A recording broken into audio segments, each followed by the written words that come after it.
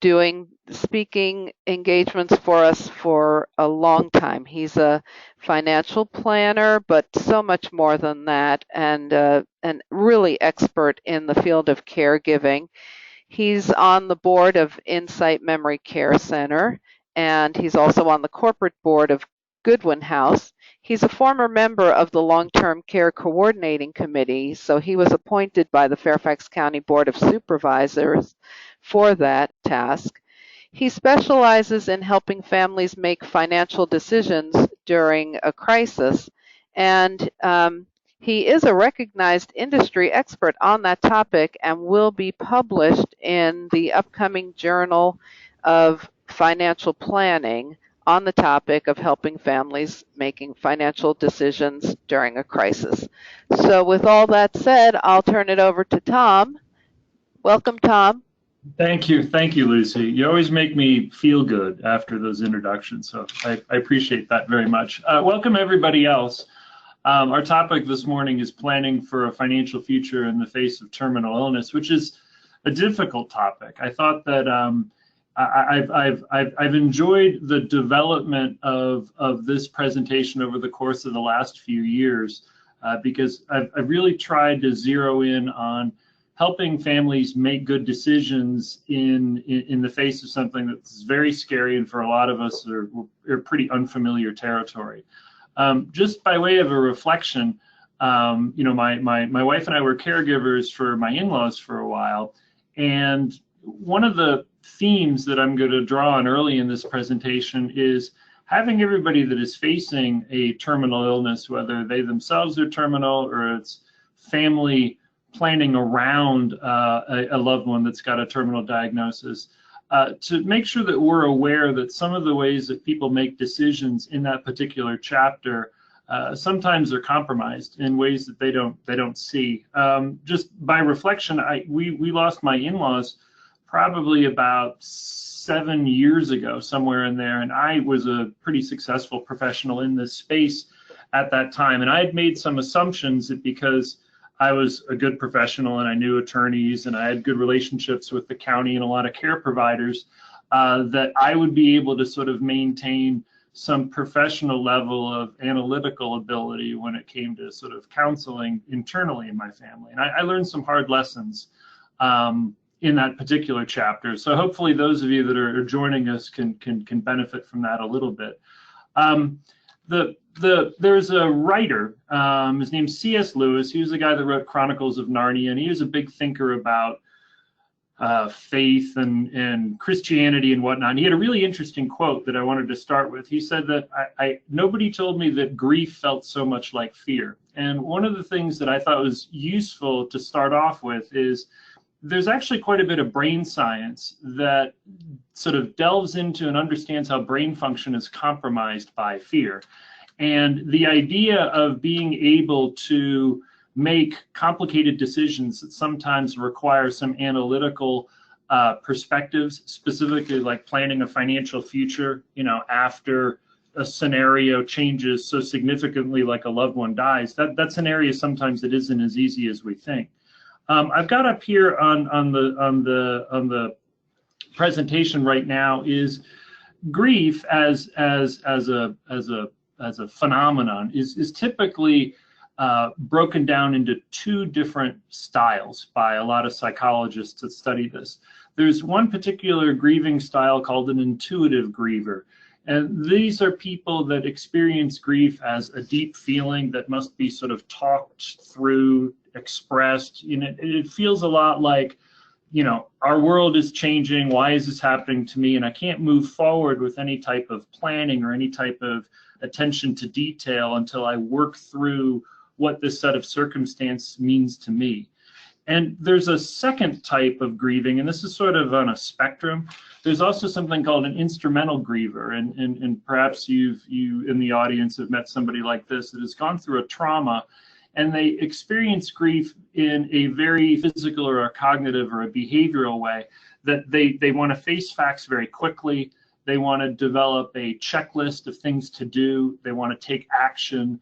They process this idea of grief through making sure that they stay in constant motion and they get things a lot done. It's useful to recognize that both styles of grieving, and a lot of us that are faced with a loved one with a terminal diagnosis, sometimes are grieving in their own way, even prior to a death. It's useful to recognize that these different grieving styles, none of them feel normal, but both of them really are relatively normal to the way that we sort of process what it is that we're going through.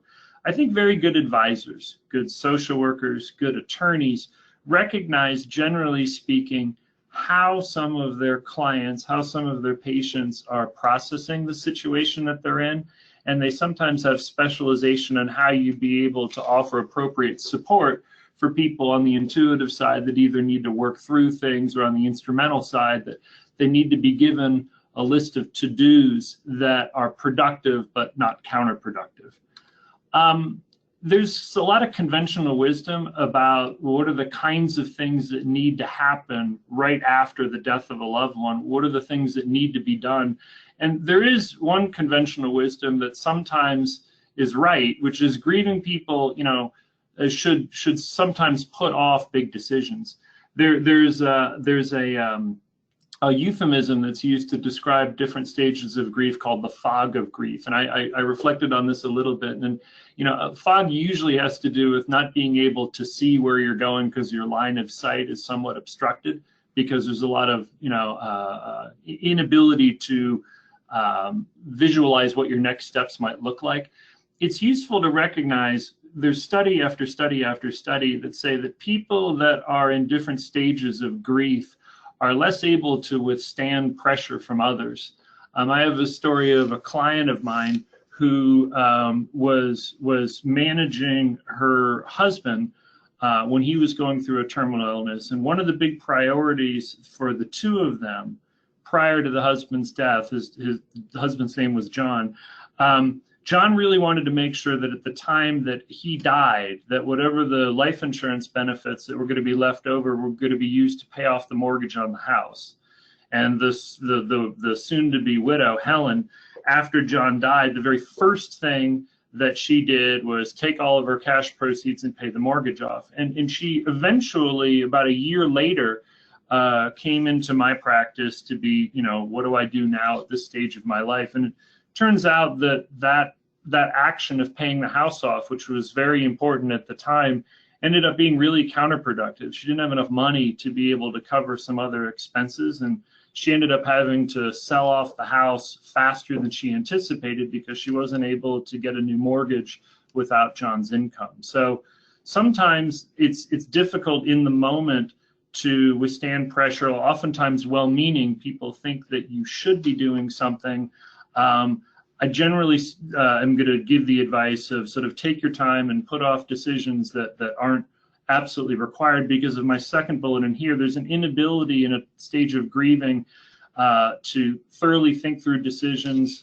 Sometimes there's a persistent lack of concentration. Things that people used to be able to put a lot of extended attention into, that isn't necessarily the way that people are thinking in a time of crisis. And I wanted to offer, sometimes conventional wisdom is right. I think that countless grieving people make decisions immediately before or after somebody dies that they end up regretting later. And these can be all sorts of different decisions. I have another client who lost her husband. Her name was Rachel, and she was a longtime caregiver of her husband who had dementia, and she was able to take care of him in their house for a while. And she made the decision very quickly after her husband's death to sell the house. And the house, in her mind, had become associated with a place of caregiving, and she wanted in her new chapter to sort of be rid of that. So she ended up selling the house and moving a little bit farther out of the area with the idea that it was a little bit less expensive. Rachel came to regret that decision after the fact. I think that there was a lot of memories that were prior to taking care of her husband that I think that she didn't appreciate, right after his death. And secondly, she was, on reflection, she did not have any financial urgency to have to sell the place. But that was an example of something that I saw of quick action that people take after a death that they end up regretting later. It's pretty unlikely that families after the death of a loved one end up regretting that they took some time to sort of sort out what their path ahead is going to look like. But it's much more predictable that people have some regrets on taking some pretty significant actions very quickly, either during the last years or the last months of somebody's life or immediately after a death. So, the big message that I have for everybody is make sure that you're patient with your decision making, trying to get yourself to a place that maybe with good support, you bring yourself to a plateau where you're able to be a little bit more balanced and looking at the pros and cons of all sorts of different decisions.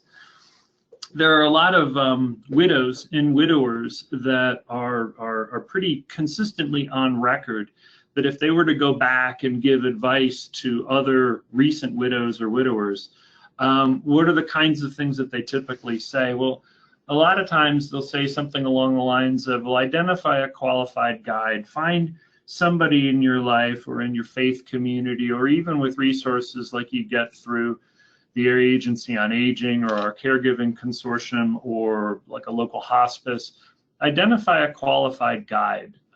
My family, when we lost my in-laws, it benefited quite a bit from hospice. People that had some practice sort of managing the caregiving and then the death and then the recovery process. And whether this is a person or a resource or a profession, I'd invite everybody in the audience to sort of identify who's been down this path before, because for a lot of us, it's sort of new for the first time. I also think I'm a big fan of when in doubt, write things down. And on my second bullet, list out the responsibilities that you've got and act on them only as required. And I'll give you some guidance about how to sort that out in this presentation. Again, be patient with yourself and with others. A lot of times, friends and family that don't have a lot of practice being supportive of a recent widow or a widower, feel that giving advice, sometimes unsolicited, is the best way that they know to support people. So be patient with others. A lot of times people are trying to help.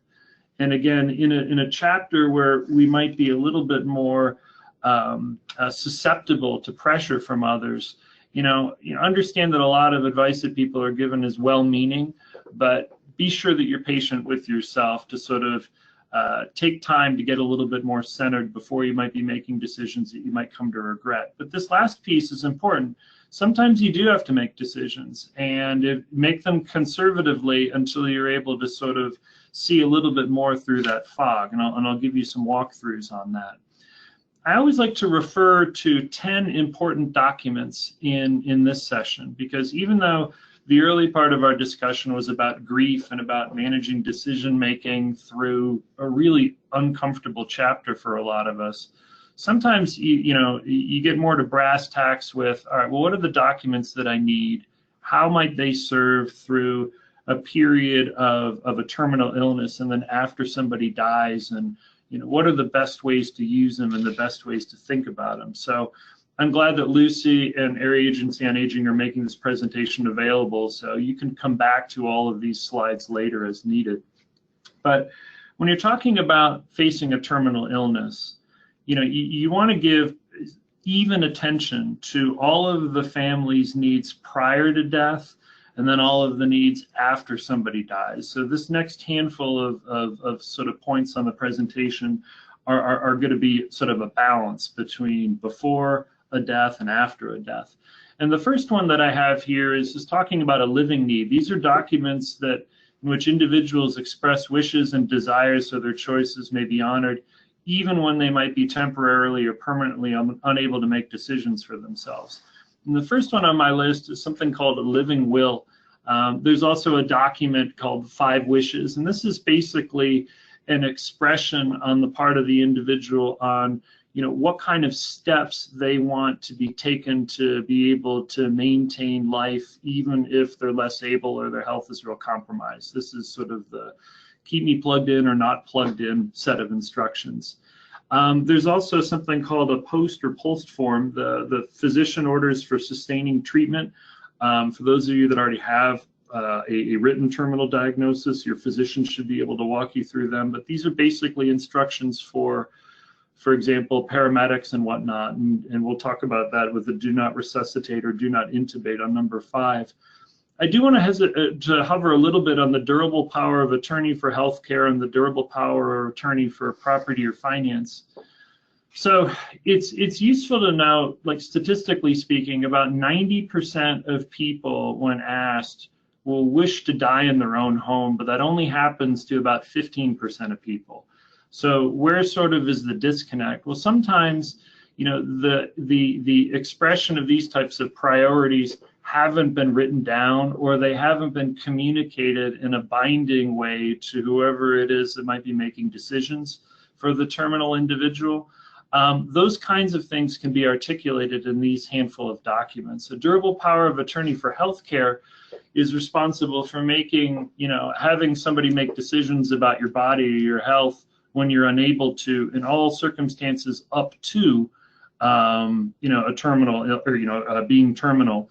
A durable power of attorney for property or finance, sometimes, you know, families separate out these particular powers, like one for health and one for finance. But I'm not an attorney. I certainly work with attorneys regularly. I suggest that families be careful about having different people serve these two roles for healthcare and property decisions, particularly if there's a risk that those two people or decision makers might not be on the same page, or that the wishes of the individual haven't been made very clear to everybody about actions they might want to have taken. I do unfortunately have cases every now and then where I'm hired by somebody or other where there's a disagreement that somebody that has a healthcare power of attorney considers one particular course of action that requires money, and the person that's holding the durable power of attorney for finance doesn't want to pay for it. And sometimes that makes a challenging thing to navigate. So do make sure that your priorities are fully sort of listed out. Do not resuscitate D&I mentioned them earlier. And also something called an organ donor registry. That's something that sometimes comes up. A lot of families sometimes feel pretty positive about that. Others have faith traditions that that's not something that they want to build in. But typically when you're talking about you know, filling out a handful of documents during a period of time while you're alive, it's usually these that are the ones that are getting the most attention. Documents for after death. These enables individuals to give assets to people they choose. They sometimes provide financial protection to persons or entities. So there's most of us are familiar with the last will and testament. This is effectively instructions that are shown to a court that nominates an individual to be an executor who's responsible for stewarding somebody's estate to go to the named heirs or beneficiaries in the will. And it, you know, there's a probate court, and in Fairfax County we've got our own probate court. Remember that wills are always posted at the probate court, and there's some degree of supervision that the court wants to make sure that the executor does a good inventory of everything that's sort of in the estate and makes sure there's documentation that it goes where it's supposed to. And there's also, this is oftentimes coordinated with a trust, that if we have time for questions, I can go into trust planning perhaps in a little bit more detail.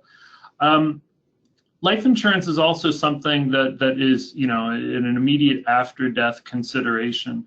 How does one go about filing a claim? Typically, for a lot of life insurance contracts, you're looking at a claim form that is generated by the company and returned typically by the executor. There's usually accompanies a death certificate, and there's usually some instruction about where the insurance company either needs to be sending money.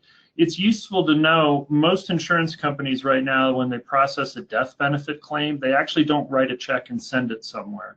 What they end up doing is they end up opening what amounts to be a money market account at the insurance company, and then they give the executor or the beneficiary access to that cash account, that they then have to take an additional action to be able to extract the money from that account and move it somewhere else. The probably 8 out of 10 of the last death benefits my office has handled has been something along those lines, that the insurance company puts money in a cash account instead of sending money somewhere else, and then it's up to the family or the beneficiaries to pull the money from that to have it go where it needs to go. So just operationally something to be aware of. There's also something it's useful to consider: the documents that facilitate passing on wisdom and life lessons.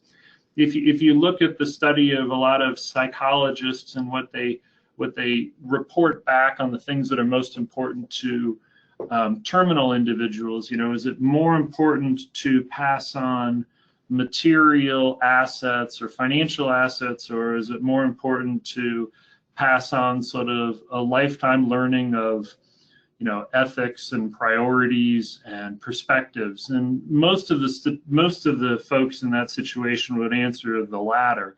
So there are these things called legacy wills or ethical wills or other legacy instruments. There's a lot of resources that you can find online that can give sort of some guided prompting questions. But for my clients, either prior to death or after death, that have taken the time to put together some of these ethical wills, the lifetime perspectives for future generations, that's been something that I think everybody uniformly has reported back to me has been sort of hugely rewarding. So in your planning, I'd encourage everybody to just consider that as an action to take, because typically it's one of those actions that folks don't come to regret. So this is going to be a slide where I've got a lot of lists in front of me. And this is one of those things that, again, these slides are going to be available afterwards, but it might be able to prompt for you a better sort of set of thoughts. Passwords to all online accounts. I will confess right now, in my house, there are probably 70 passwords to different things. And one of the things that's most aggravating to me, probably like a lot of you, is the password requirements are different depending on the institution. Some of them want exclamation points or numbers or capitals or whatnot. It's difficult before terminal illness to be able to get all these passwords in one place. But remember that most of the digital access to either financial accounts or social media accounts or whatnot, once somebody dies, that institution isn't able legally to make sort of password resets very easy. Each of the different financial institutions that I know of will go through a pretty extensive process of making sure that a new, like an executor on an account that has been closed, they've got to open up a new account with new passwords and whatnot. So conserving all of the passwords on all of your accounts, get them all in one place, keep that list of passwords someplace safe. We certainly are mindful of everything about identity theft and whatnot, but do go to the effort. That's something that I do have clients every now and then being very frustrated that if I only had this password, life would be a lot easier after the fact. Social security numbers seems obvious, but every now and then somebody's missing it, particularly for family members that are responsible for managing some assets that might be out of the area. For veterans, what VA information is relevant. If somebody is terminal and they're still working, name and contact information of the employer is important. I'll have a few pointers for that in a slide or two. Name and contact information of all banks where accounts are held, and all bank account numbers. I think that one of the jobs that I do give families that are facing a terminal illness is do come up with a complete inventory of sort of where everything is. These are sometimes much more difficult to construct after a death. So if there's an opportunity to construct a pretty robust balance sheet of where all the money is, so that would be a priority that I would encourage you to think of. In the same way as active credit card accounts, including the account number and the phone number. Just as a quick aside, we get a lot of questions at our office about identity theft and what do we do with Equifax or Yahoo or whatnot. One of the areas that I think identity thieves sometimes prey upon people is right after somebody dies. After somebody dies, sometimes people will hijack their information prior to families letting, the Social Security Administration and so on know that the individual has died, and go out and open new credit cards in their name. I do think it's probably a good step to consider contacting the credit reporting agencies, TransUnion, Equifax, and so on, and putting a credit freeze on your Social Security number. What that basically does is it prevents new debt accounts from being opened up on that Social Security number. And I think that's probably pretty good advice, exclusive of this terminal illness situation. But be aware that right after somebody dies, that's one of the more predictable opportunities that identity thieves can hijack somebody's information. And we've had perspectives on some estates that have been complicated by people opening up debt accounts in the dead person's name that still has to be navigated by an executor, and that sometimes can hold up the disposition of assets.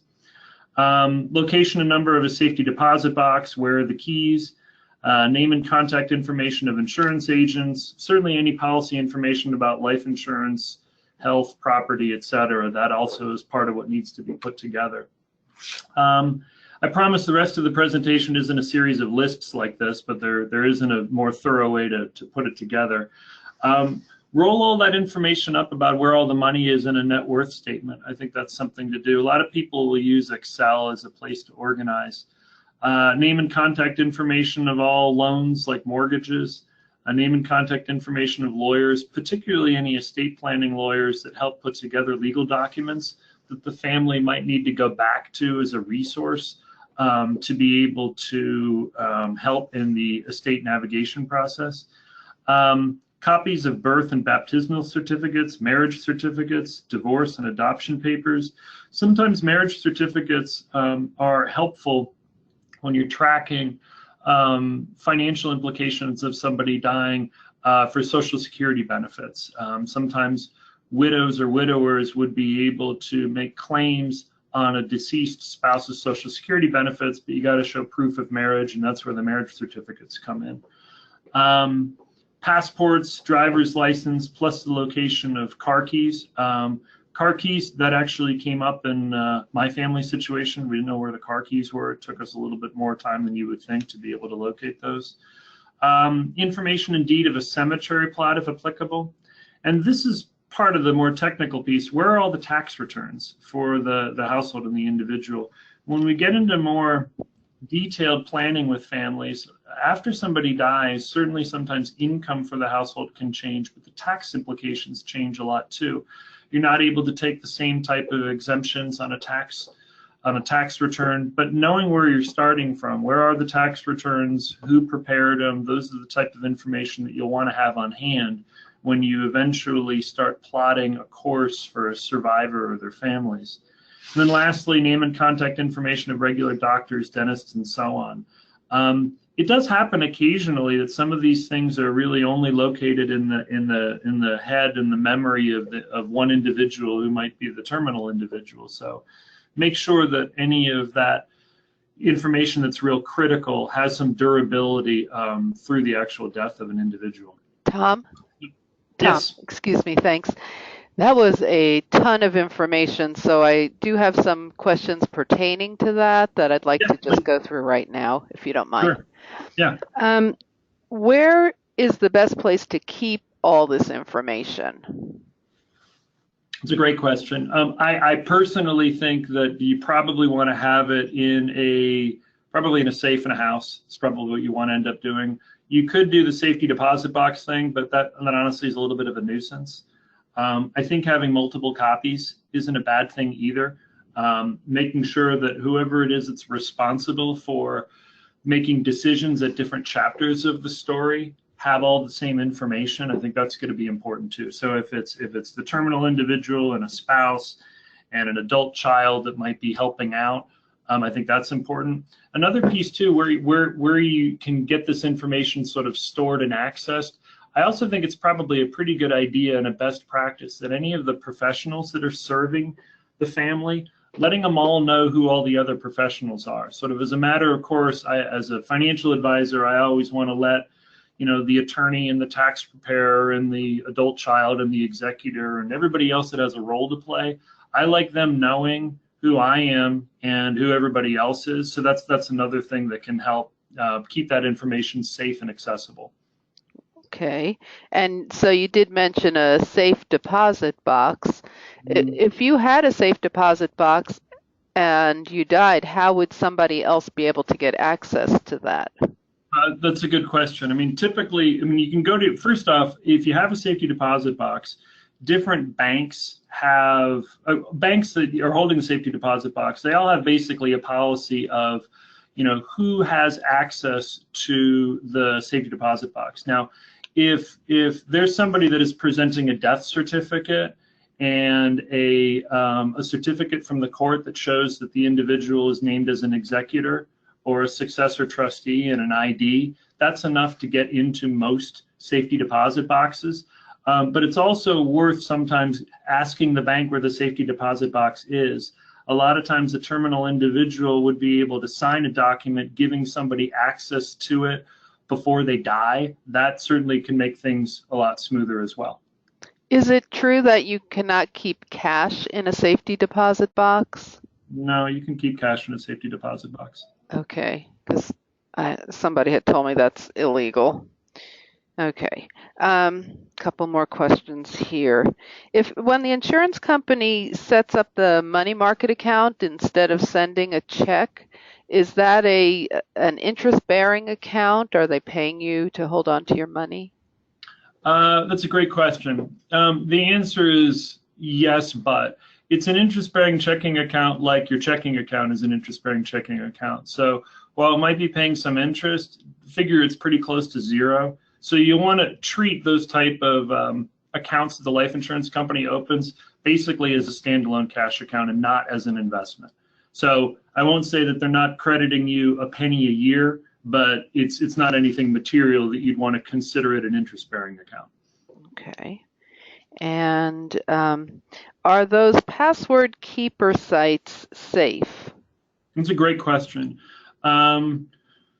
In my mind, the best of the internet securities, and I don't know that I would consider myself an absolute expert, but the best of them have something called dual authentication, which means that when you're signing in to it, you give your name and your password, and then it'll say like, well, enter the code that we're going to text to the phone number that we have on record. And that's sort of the dual authentication. You put your password in, and then it prompts a phone number or an email on record, and then you got to go one more level to be able to put things in.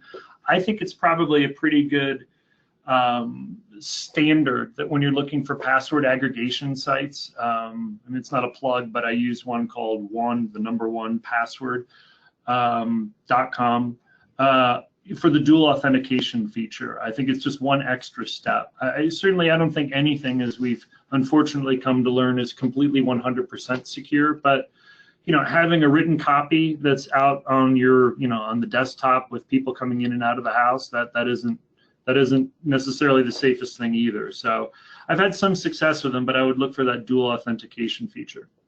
Okay.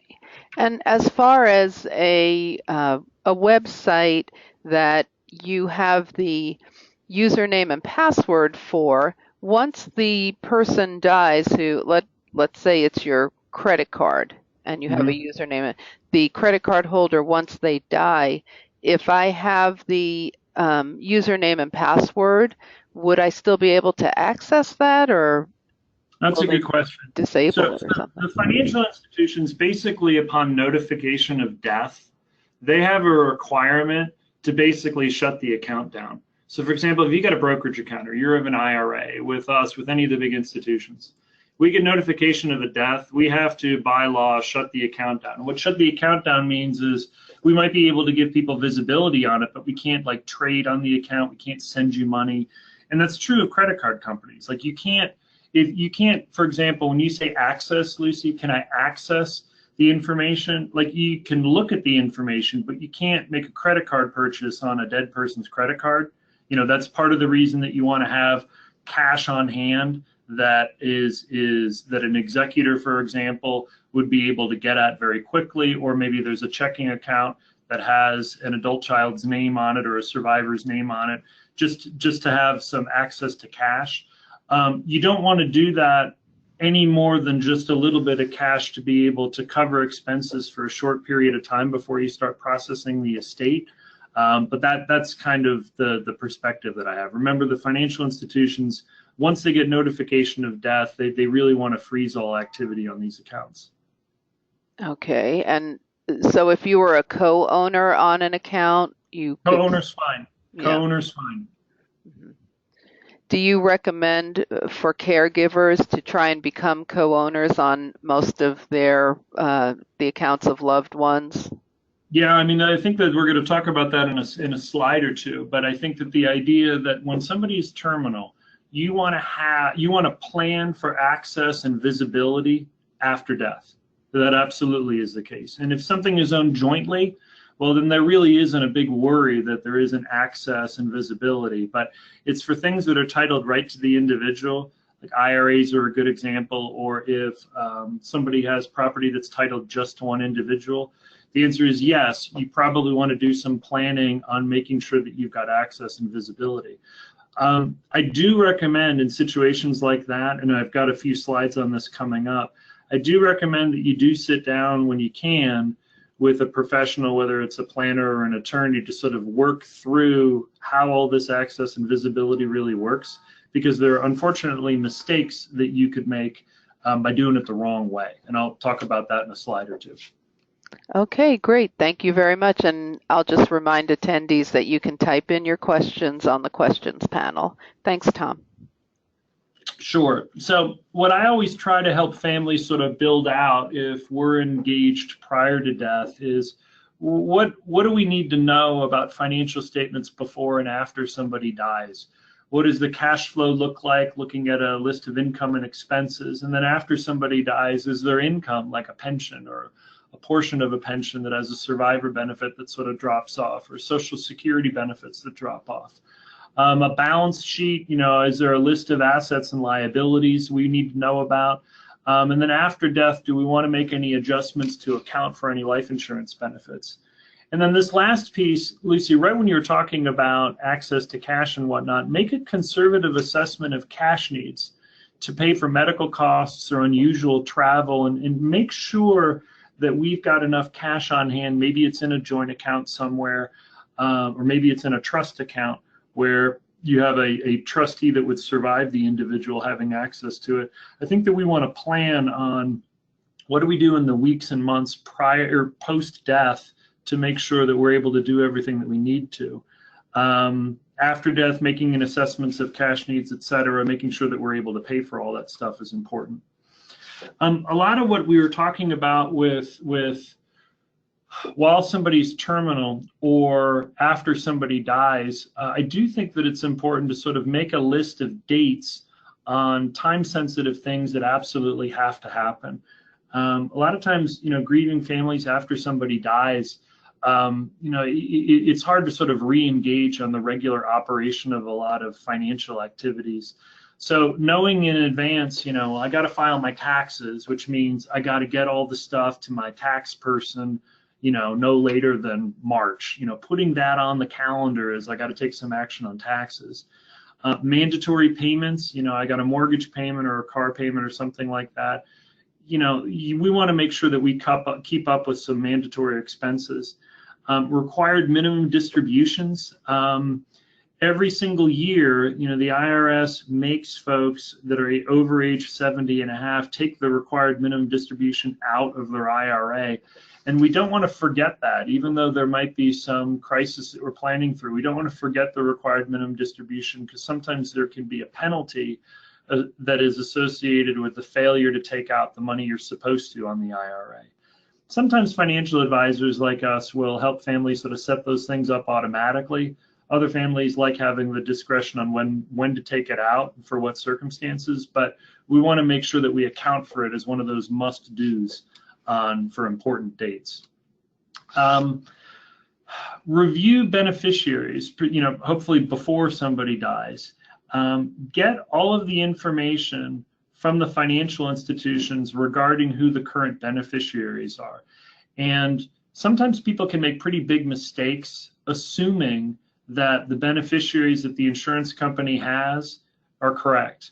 It is not unusual for us when we're helping to process estates to see that there's beneficiaries on some of these insurance contracts, or sometimes annuities or IRA contracts. There's some beneficiaries that have already died, or there are beneficiaries that are named in such a way that's inconsistent with the rest of the estate plan. Please don't assume that it was done correctly the first time or the insurance company has the right information. I would go to the effort to double check with all the insurances that things are as they should be. Remember that if there is no beneficiary that is listed on any life insurance, then all the assets have to go through probate and they have to go through the will. And what that means for some families is it's not immediately available to them. If there's no beneficiary and everything has to pass through the estate, then the family just can't start writing checks on things. They actually have to go through the process of establishing that as part of the inventory through the estate, and then the executor needs to make some decisions about how to access and flush that through. Remember, no underage beneficiaries unless there's a trust already established through a will. So I still have, for example, my kids are both inside of age 18. I don't want to put either of my kids on as direct beneficiaries of my life insurance unless I have a trust that is set up on their behalf so that somebody who's not a minor would be able to manage money that's ultimately for their benefit. If you accidentally put underage beneficiaries on, then sometimes you have to go to court to establish a guardianship or a conservatorship over those assets to be able to have them stewarded by somebody that is of age. It seems like a pretty benign mistake, but it can end up being a giant headache after the fact. And again, this is all well-intentioned stuff, but it's just sort of a mistake that sometimes people make. I also think, by the way, for a lot of folks that come up with a terminal diagnosis, unfortunately, there's a number of us that have to face a terminal illness at a relatively young age, maybe at the age where we're still employable. If this is something that I think is maybe a tip for those that are still working that have a terminal diagnosis, we're coming up on open enrollment for a lot of benefits for a lot of employers coming up typically in November. And for those that have a terminal diagnosis and are still eligible for benefits, it's useful to find out if an employed individual that has a terminal diagnosis can apply for more group term life insurance. Sometimes just by virtue of the fact that you remain employed, you can gross up a death benefit by some multiple of your salary. And that is one of the biggest reasons sometimes employees negotiate to stay on payroll. Like, can I just have more extended leave or something like that in order to get access to group death benefits? The bullet that I skipped on top, find out if life insurance death benefits can be accessed before death. A lot of life insurance policies that were issued from, say, the mid-90s and onward, they have something called accelerated death benefit provisions that allow for some of the death benefit to be accessed by families prior to somebody dying. And if there's a cash flow shortfall, if we need money and somebody hasn't died yet, and that available accelerated death benefit provision sometimes is a godsend just to be able to provide families with some liquidity based on the stuff that they might already have. And I've got a slide on tax planning, so we're running pretty much right on time. Monitor any deductible health-related expenses. Sometimes people have to pay out of pocket for healthcare regarding terminal illness. Remember that if the health-related expenses are more than 10% of your adjusted gross income, that amount that's over is a lot of times deductible on your tax return. So you want to keep track of all of those expenses. We're getting closer to the end of the year.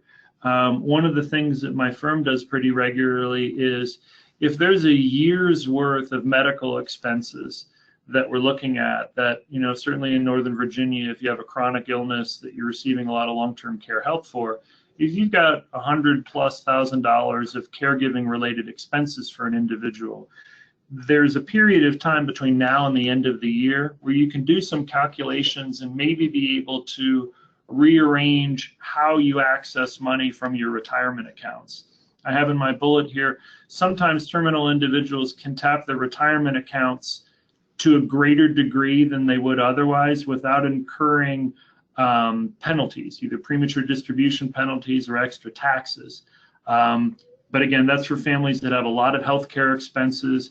Please seek out some advice about good tax planning before the end of the year, because itemized medical expense deductions, you can't carry them forward into 2018. You can only get some utility out of those medical expense deductions in the year that those expenses are incurred. So, we've got, 2.5 months left in the year. That might be something to put on a to-do list for families that are paying a lot out of pocket in 2017 for healthcare. For investments, just to be thorough, capital losses can't be carried forward after death. And it's also sometimes, this is sometimes called deathbed estate planning, but consider repositioning appreciated assets that have grown in value, to take advantage of a tax concept called a step up of capital gains. And the idea that I have in this piece that I have behind the dash, if a couple buys a house for $250,000, it appreciated to $400,000, it might make sense to put the house completely in the terminal spouse's name. So at the death of that spouse, the cost basis goes up to the same as the fair market value. So that $150,000 of appreciation, the surviving spouse, if she sells the house in this example, she wouldn't have to pay capital gains taxes on any of the $150,000 of appreciation, because that had all been stepped up to fair market value at the time that somebody died. And that's about the most complicated of the tax stuff that I've got. I'd wrap up with one last point, and then certainly, Lucy, like we usually do, open up for questions. But I did want to call attention to this resource called the Patient Advocate Foundation. Sometimes when you're dealing with terminal illness, there are complications associated with how healthcare is provided, and things might not be going the way that people want. Somebody dies, and there's a lot of medical debt that is racked up. I would call attention to this website and this organization called Patient Advocate Foundation. I have found that my clients that have run into some of these challenges, that have referenced some of their resources, have found a lot of support being able to mitigate some challenging issues associated with financial risks and expenses that might be related to a terminal illness, even after somebody dies. So in terms of some resources outside of what we can get from Area Agency on Aging, local hospices, this would be a resource that I would call attention to and say I've had some pretty good experience with. So everybody, that's the close of my formal presentation. Lucy, let me stop now and give people the opportunity to ask some questions. Great, thank you. And that was a lot of information. I'm glad that it's being recorded so we can access it more than once. Right, I believe it. Yeah, I'm sorry, what? I believe it. It is a lot of information. You try to get as much in as you can. Right. So, of course, we had a lot of questions earlier. I do have a few more questions, and people can continue to type in questions if you like.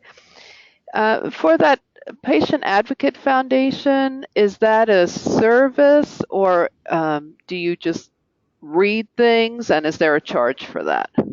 There generally isn't a charge. It's basically an aggregation of a lot of different resources depending on what the challenge is.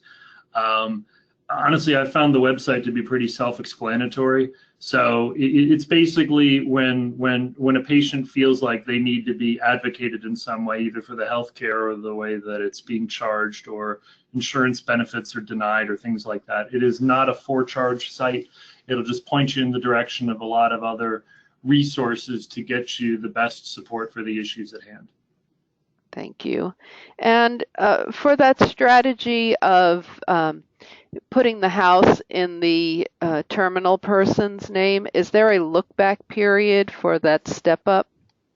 No, there's not a look-back period for the step-up. Typically, when you're thinking of look-back periods, that is overlapping with some concepts of Medicaid. Well, actually, let me think through that. Is there a look-back period on that transfer? Yes, there would be a look-back period on that transfer.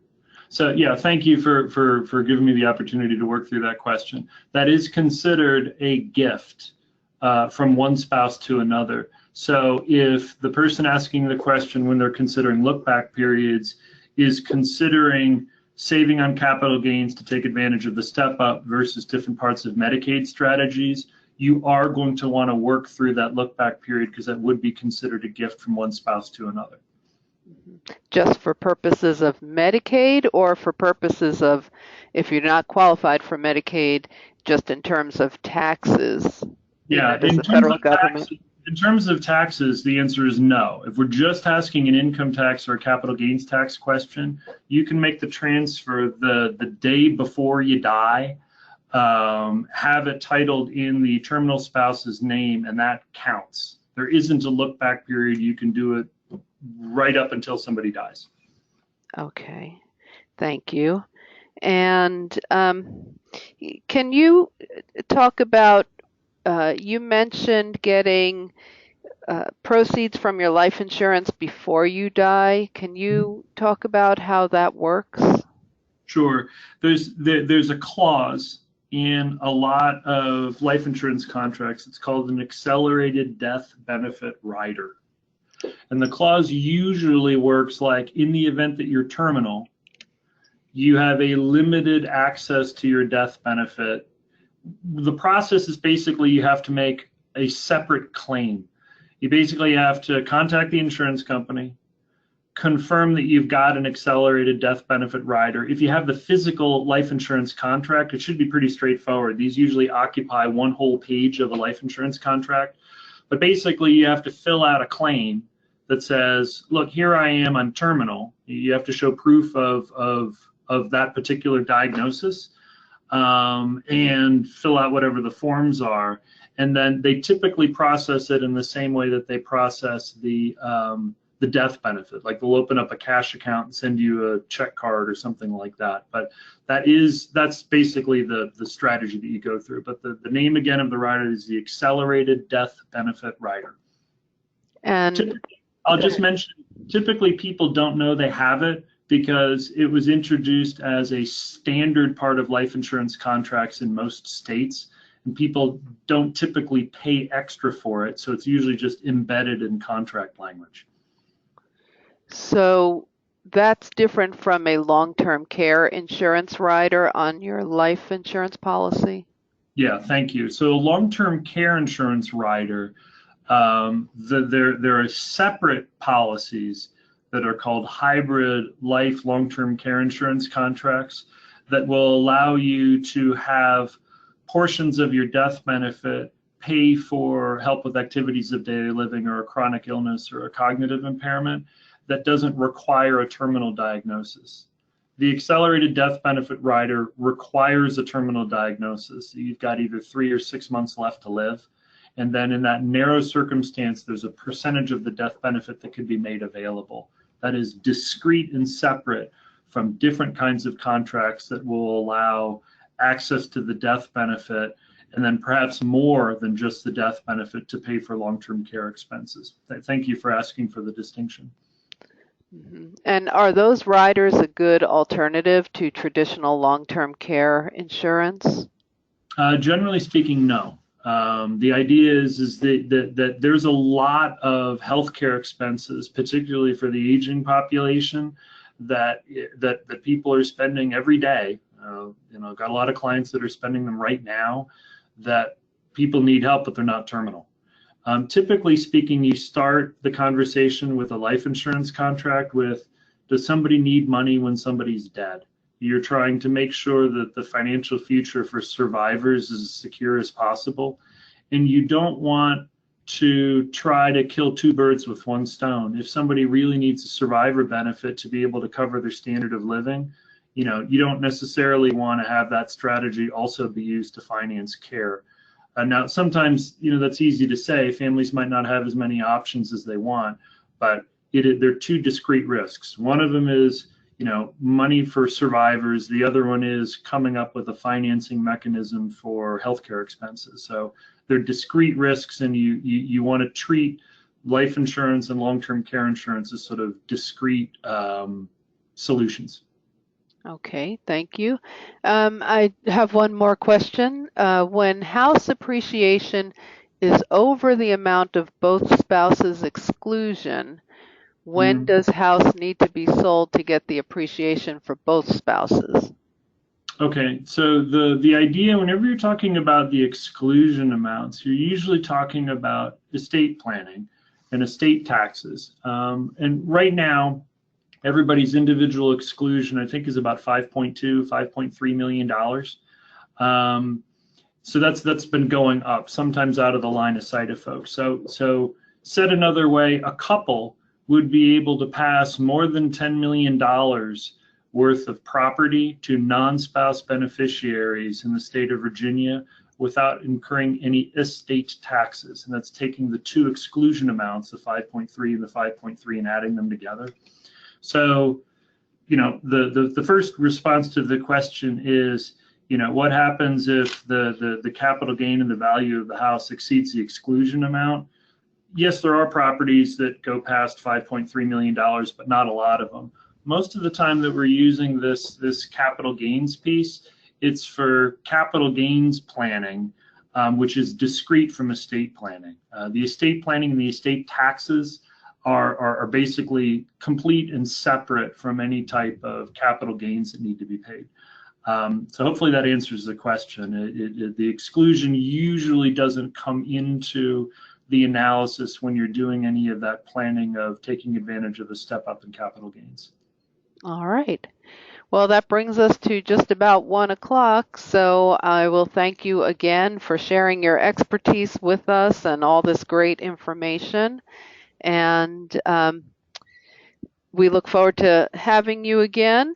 And we Sure. do have more seminars and webinars coming up. So if you received the information that we sent out earlier about this webinar, you've got all the information on our upcoming webinars.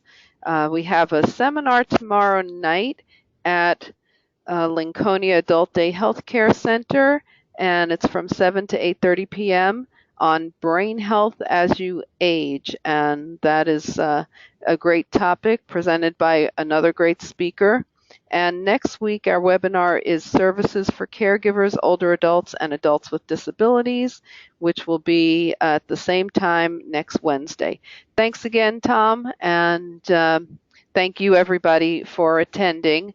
When you sign out, there will be a quick survey, and we appreciate you filling that out for us.